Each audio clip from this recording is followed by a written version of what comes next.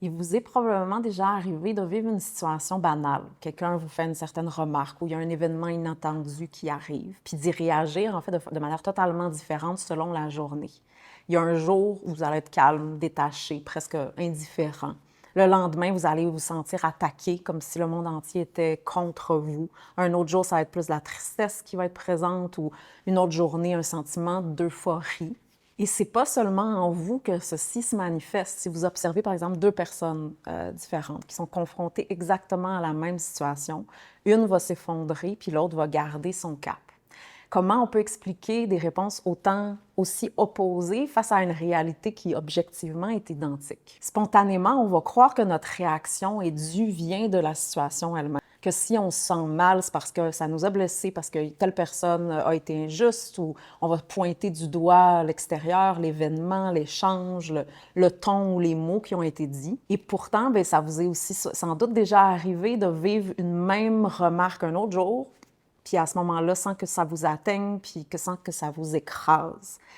Ou par exemple, de vivre une situation qui est stressante, mais d'y faire face avec confiance, tandis qu'une autre journée est complètement déboussolée. Donc, ce qui change, c'est pas tant ce qui se passe à l'extérieur, c'est plutôt l'état dans lequel vous êtes au moment où ceci vous arrive.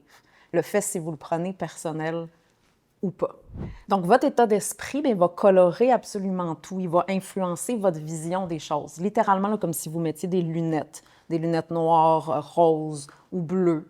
Vous allez tout voir à ce moment-là teinté de cet état-là, puis ça va influencer votre attitude face aux choses. Par exemple, quand on voit tout noir, bien, on y croit, là, littéralement. Ou quand on voit tout rose ou tout blanc, la même chose, alors que ni l'un ni l'autre, c'est la vérité. Et cet état d'esprit, c'est pas seulement mental, comme on peut le penser parfois, c'est en fait un état qui est global, qui va toucher puis qui influencer à la fois notre corps, notre mental, nos émotions, notre respiration, qui est modelé par nos tensions profondes puis qui va influencer nos habitudes de vie. Donc, c'est pas quelque chose qui est flottant puis ou qui est purement émotionnel ou mental, c'est incarné jusque dans notre corps.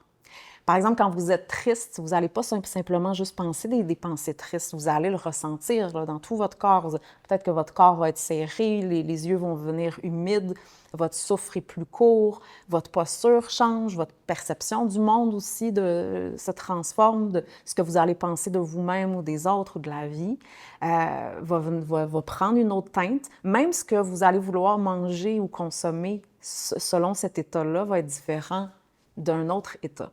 Et par exemple, quand vous êtes en colère, bien, ce n'est pas les mêmes pensées qui sont présentes, puis le corps se met à chauffer, puis se tendre différemment, puis le cœur bat vite, puis le ton monte, puis il y a une charge intense dans le corps. Donc, chaque émotion a son langage et donc sa forme, puis son empreinte physique. Et elles agissent littéralement comme des filtres à travers lesquels vous allez percevoir la réalité.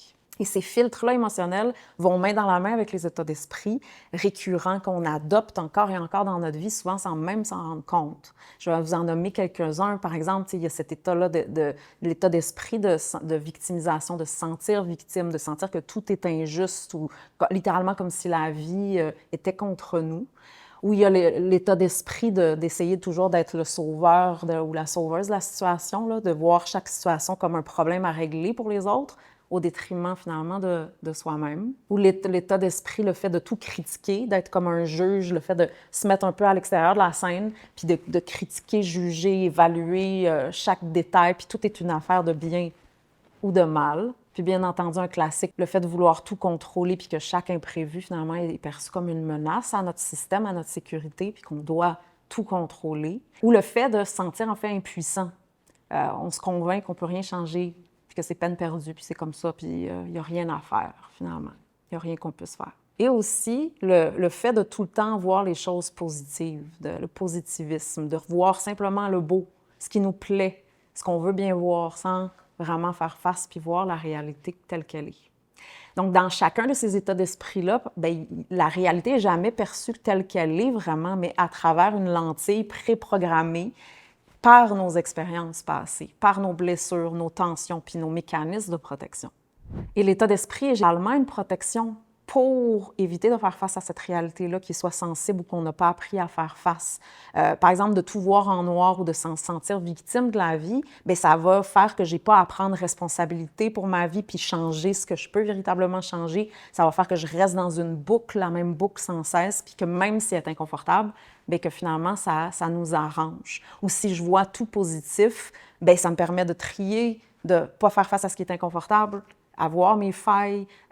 Et donc, ça va être vraiment un mécanisme de protection qui est puissant, puis qui vient souvent en réaction après avoir beaucoup souffert. Donc, vous ne réagissez pas vraiment à ce qui est, mais plutôt vous réagissez à la manière dont vous le percevez. Et cette perception-là, parfois, il y a une part de vérité. Là. Ça veut dire que vous percevez quelque chose de réel dans une dynamique subtile, vous sentez quelque chose, mais le fait qu'elle est aussi teintée par cet état d'esprit-là fait que vous n'avez même pas accès à, justement, votre instinct ou votre réelle perception en dessous. Donc, automatiquement, ça fait qu'elle devient fausse, même s'il peut y avoir une pointe de vérité. Donc, ça veut dire que quand on est dans un état de sécurité intérieure, une remarque va glisser sur vous. Vous allez être capable à ce moment-là de recevoir aussi ce qui est vrai dans ce que la personne vous dit plutôt que juste réagir. Ou vous allez avoir la capacité de push back ce qui est projeté pour faire circuler l'énergie puis pas le prendre sur vous. Mais si vous êtes fatigué, tendu, vulnérable, bien, la même remarque va vous irriter, va venir réveiller une blessure, va venir réveiller une explosion. Donc, ce n'est pas vraiment la réalité qui vous écrase, mais c'est cet état-là dans lequel vous baignez qui la rend insupportable, ou qui vous empêche de répondre adéquatement pour arriver à une résolution.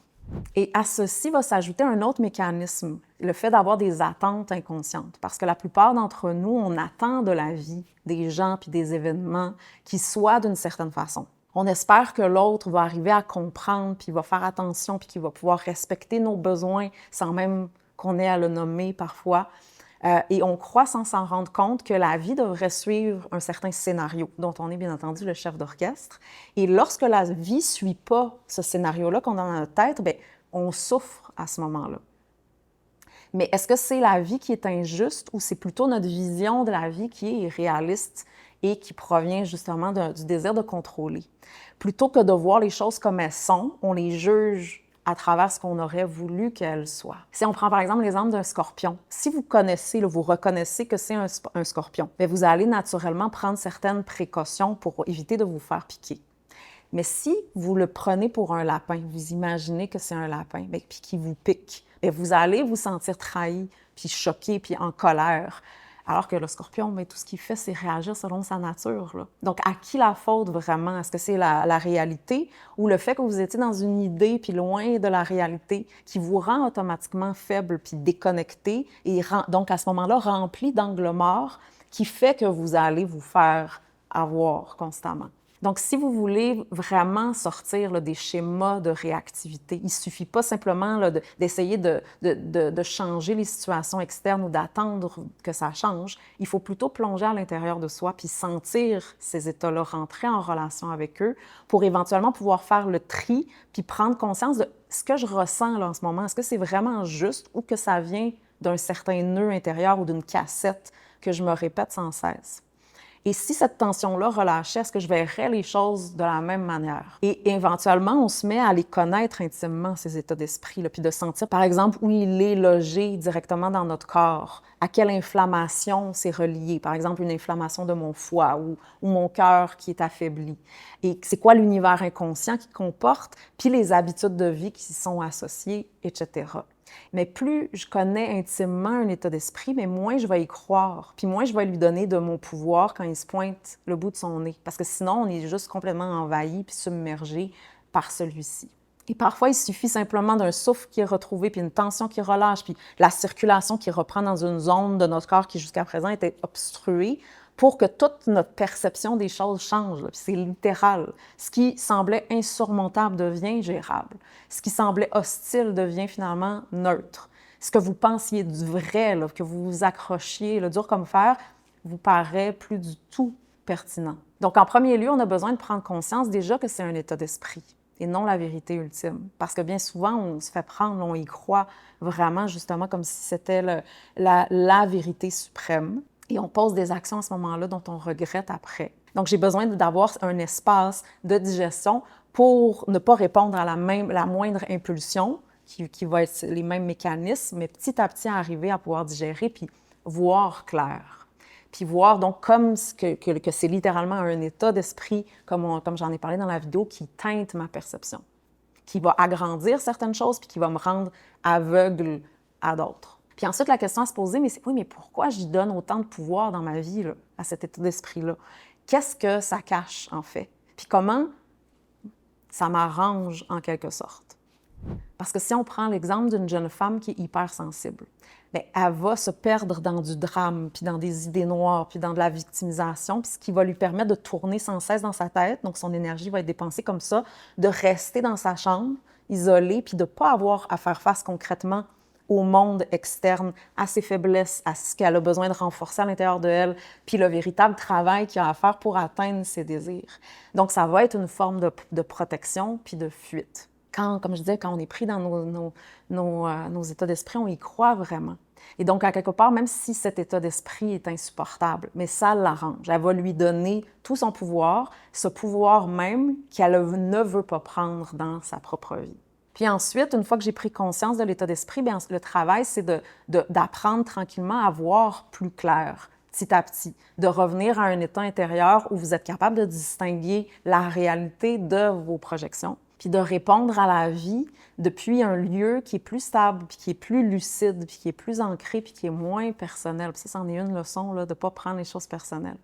Parce que plus que vous voyez les choses pour ce qu'elles sont, mais plus que vous allez avoir de la chance d'y répondre de manière juste. Et à ce moment-là, petit à petit, de vous rapprocher aussi de qui vous êtes vraiment.